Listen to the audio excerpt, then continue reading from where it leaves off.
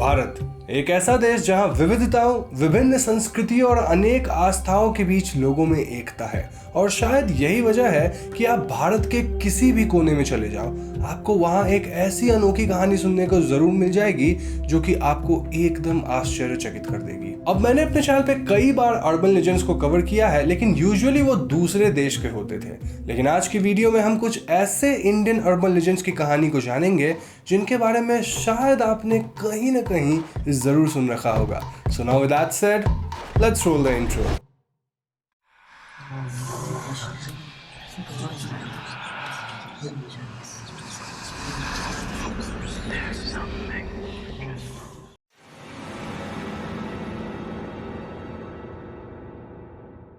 तो पहली कहानी सीधा देश की राजधानी दिल्ली से आती है, जहां सन 2001 में हर एक शख्स सिर्फ एक ही चीज के बारे में बात कर रहा था, मंकी मैन।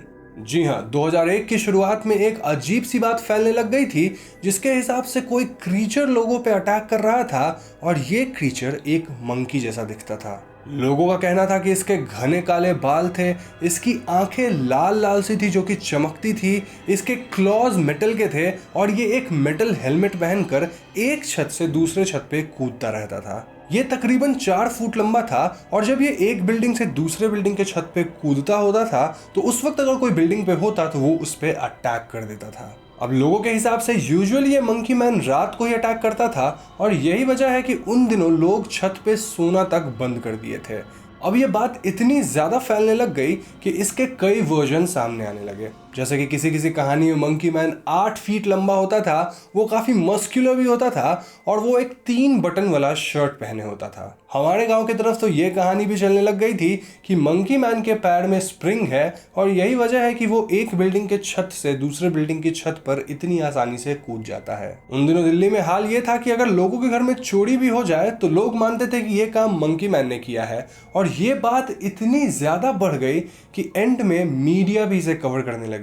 ऐसे मीडिया नहीं, मेन स्ट्रीम मीडिया यानी कि न्यूज़पेपर, न्यूज़ चैनल, सब जगह मंकी मैन का ही जिक्र था। कई ऐसे लोग भी सामने आए जिनका कहना था कि मंकी मैन ने उन्हें काटा है और 3 ऐसे भी लोग थे जो कि छत पे किसी को देखे मे भी कुछ परछाई और दहशत में वो छत वगैरह से कूद गए, जिसके कारण वो अपनी जान गंवा बैठे। मंकी मैन इतना पॉपुलर हो गया था कि इस पे एक फिल्म भी बन गई और शायद आप सबने देख भी रखी होगी वो फिल्म, दिल्ली 6। अब हालांकि फिल्म की कहानी बहुत डिफरेंट थी, लेकिन हाँ, उसमें मंकी मैन का जिक्र जरूर था। समय के साथ साथ लोग इसके बारे में भूल गए and now we can say कि ये एक क्लासिक एग्जाम्पल है मास हिस्टेरिया का।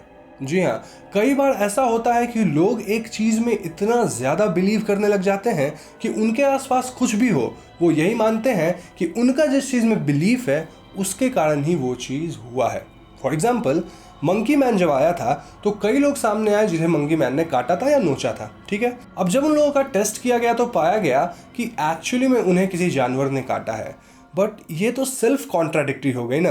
आई मीन सोचो, मंकी मैन के मेटल क्लॉज थे, तो अगर मंकी मैन ने उसे नोचा है तो मेटल के मार्क्स होने चाहिए थे, ना कि किसी जानवर के काटने के। मोर ओवर मंकी मैन पकड़ा भी नहीं गया एंड आज तक कोई जान ही नहीं पाया कि वो मंकी मैन कौन था, कहाँ से आया था एंड देन अचानक कहाँ गायब हो गया। ये क्वेश्चन हमें सोचने में मजबूर करती है कि maybe it was just a hoax.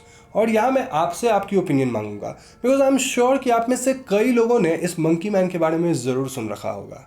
क्या आप उसे मान रहे थे या फिर आपको लग रहा था कि ये सब ऐसी ही बातें हैं? ऑल्सो टेल मी कि आपके शहर में मंकी मैन को लेकर किस तरह की कहानियां प्रचलित हो रही थी। अब क्योंकि आज हम इंडियन अर्बन लेजेंड्स पे बातें कर रहे हैं तो ऐसे में मैं आपको एक इंडियन ऐप के बारे में बताना चाहूंगा जिसका नाम है कैश करो। कैश करो लिटरली आपको ऑनलाइन शॉपिंग करने के पैसे देता है on platforms like Amazon, Myntra, Ajio and किस के नाम लूँ यार, 1500 से ऊपर वेबसाइट्स है जो कि कैश करो के साथ अफिलिएटेड है। कैश करो रतन टाटा सर द्वारा फंडेड है और यहाँ आप ग्रोसरी शॉपिंग कर सकते हैं, ऑनलाइन किसी चीज़ की शॉपिंग, और इवन आप रिचार्ज करते हो तो उस पर आपको कैशबैक मिलेगा और ये रियल कैशबैक है, मतलब इधर उधर वाला कैशबैक नहीं, क्योंकि आप इसको Amazon वाउचर में भी कन्वर्ट कर सकते हो और अपने बैंक अकाउंट तक में ट्रांसफर कर सकते हो। इस ऐप को यूज करना भी काफी आसान है, आपको कुछ करना नहीं है, बस नीचे लिंक दिया है डिस्क्रिप्शन और कमेंट में, उस पर क्लिक करके डाउनलोड कर लो, या फिर अगर आप प्ले स्टोर या ऐप स्टोर से खुद ब खुद डाउनलोड कर रहे हो तो वहाँ मेरा हॉन्टिंग 25 कोड ज़रूर यूज़ करना। ऐसे में क्या होगा, आपको 25 रुपये इंस्टेंटली मिल जाएंगे। देन आप वेबसाइट सेलेक्ट करो, ऑरेंज बटन को क्लिक करो और कैश करो आपको वेबसाइट पे ले जाएगा जिसे आपने सेलेक्ट किया है। अब वहाँ जैसे आप नॉर्मल शॉपिंग करते हो वैसे शॉपिंग करो। जैसे ही आप शॉपिंग कंप्लीट करते हो, कैशबैक आपके अकाउंट में और उसे आप ट्रांसफर करो अमेजॉन गिफ्ट कार्ड में या फिर अपने बैंक अकाउंट में, आपकी मर्जी। कुछ लोग डोनेशन भी करते हैं, सो इट्स योर चॉइस। ऐसे भी अभी ढेर सारी सेल चल रही है ना, तो आप सेल में शॉपिंग करने ही वाले हो तो कैश करो का यूज करके कर लो ना शॉपिंग। इससे क्या होगा, सेल का जो डिस्काउंट मिलना हो तो मिलेगा ही, साथ में कैशबैक भी आपको मिल जाएगा। एंड बाय द वे, मैंने कैश करो के साथ बात करके आप सभी के लिए एक बहुत ही इंटरेस्टिंग गिव अवे भी ऑर्गेनाइज करवाया है जिसमें आप अमेजॉन वाउचर्स जीत सकते हो। तो उसके बारे में जानने के लिए वीडियो के एंड तक रुकना, वहाँ मैं सब कुछ बताऊंगा। एंड बस डाउनलोड करो या कैश करो को, link in description and comments, do check it out.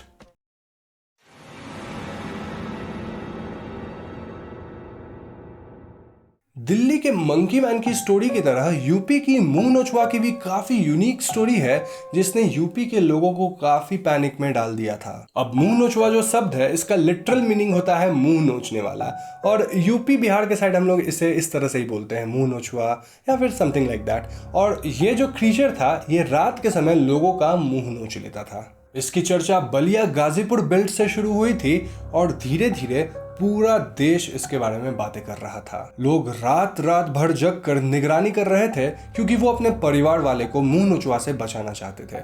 ऐसे में यूपी पुलिस थक गई थी और उन्हें एक बहुत ही ठोस कदम उठाना पड़ा।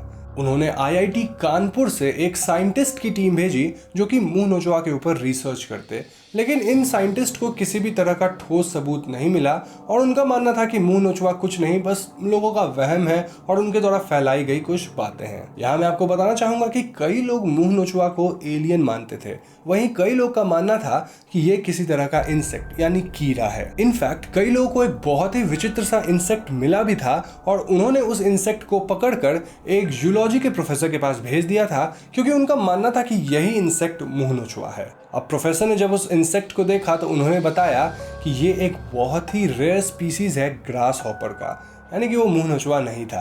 एंड इसके बाद कुछ समय बीत गया और धीरे धीरे लोग इस मुंह नोचवा के बारे में भूल गए। इस इंसिडेंट के बारे में सुनकर आप समझ गए होंगे कि कैसे एक छोटी सी बात बहुत बड़ी बन जाती है and slowly over the years वो एक अर्बन लेजेंड बन जाती है।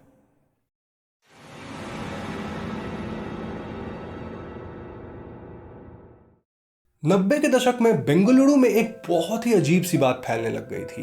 लोग मान रहे थे कि एक औरत लोगों के घर पे रात को आती है, उनका दरवाजा नॉक करती है और अगर किसी इंसान ने दरवाजा खोला तो या तो वो मारा जाएगा या फिर वो हमेशा के लिए गायब हो जाता था। ये औरत लोगों को उनके रिलेटिव्स की आवाज निकालकर अपने पास बुलाती थी और इसका जो टारगेट था, मेन टारगेट, वो सिर्फ मेल यानी कि पुरुष लोग होते थे। पुरुषों के अलावा ये बच्चों तक को उठा ले जाती थी और ऐसे में इस चुड़ैल से बचने के लिए लोगों ने एक बहुत ही अजीब सा उपाय निकाला। जी हाँ, लोग अपने घर पे नाले बा लिखने लग गए जिसका अर्थ होता है कल आना। और इसको सुनकर आप समझ ही गए होंगे कि स्त्री मूवी इसी इंसिडेंट से इंस्पायर्ड है, जहां हम देखते थे ओ स्त्री कल आना। अब ये नालेबा चुड़ैल इस वर्ड नालेबा को पढ़ती थी और वो सोचती मैं कल आऊंगी, कल आई अगेन उसने वो वर्ड को पढ़ा और इस तरह से वो खुद के एक विशियस साइकिल में फंस जाती थी एंड जो घर जिसपे नालेबा लिखा होता था वो घर सुरक्षित हो जाता था। अब समय के साथ साथ लोग नालेबा चुड़ैल को भूल गए और ऐसे में हम समझ ही नहीं पाए कि ये सच में हो रहा था, कोई गिरोह इसके पीछे थी या फिर लोग बस मनगढ़ंत कहानियां बना रहे थे। लेकिन जब स्त्री मूवी रिलीज हुई तो इस कहानी पे फिर से काफी रोशनी पड़ी, लेकिन कोई भी ऐसी इंसिडेंट नहीं हुई जिससे हम कंक्लूड कर सके कि नालेबा चुड़ैल सच में थी।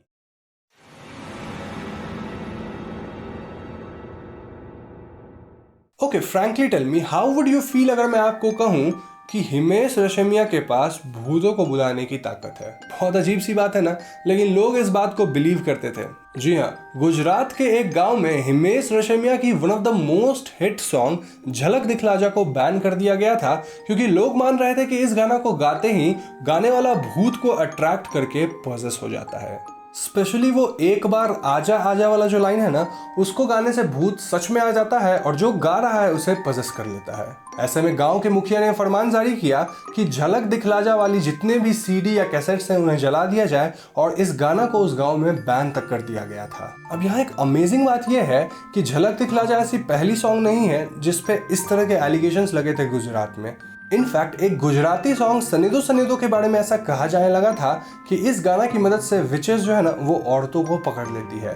तो आप कह सकते हैं कि गुजरात में कई बार इस तरह की बातें फैलने लग जाती है और वो लोग पता नहीं क्यों किसी गाना को टारगेट कर देते हैं और उसमें भूत खोजने लग जाते हैं।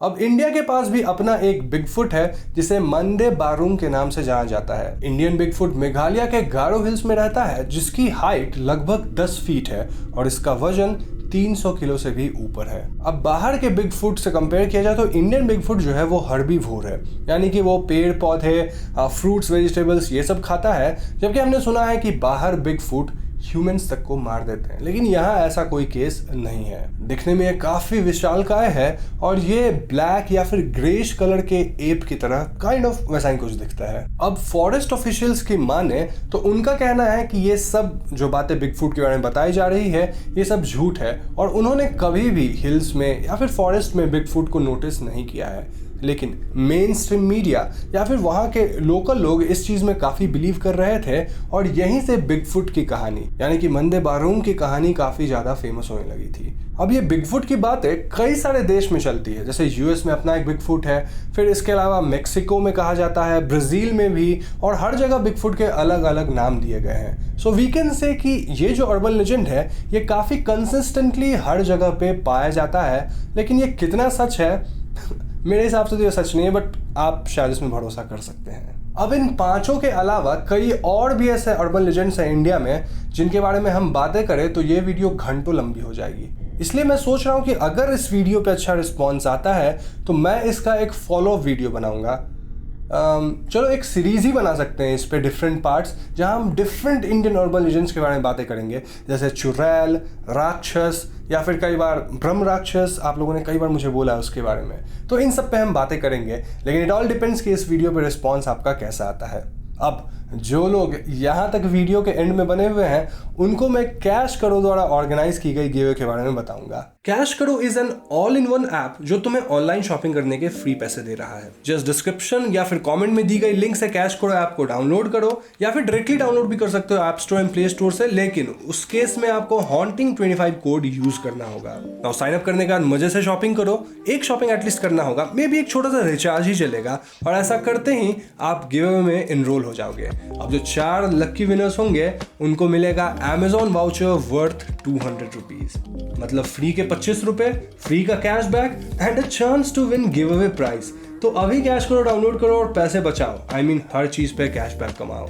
तो दोस्तों आज की वीडियो में बस इतना ही। वीडियो पसंद आए तो लाइक और शेयर जरूर कीजिएगा और जाने से पहले हमारे चैनल हॉन्टिंग ट्यूब को सब्सक्राइब करके बेल आइकन को जरूर दबा दीजिए, क्योंकि हम अपने चैनल पे ऐसे वीडियोस लाते रहते हैं। पीस।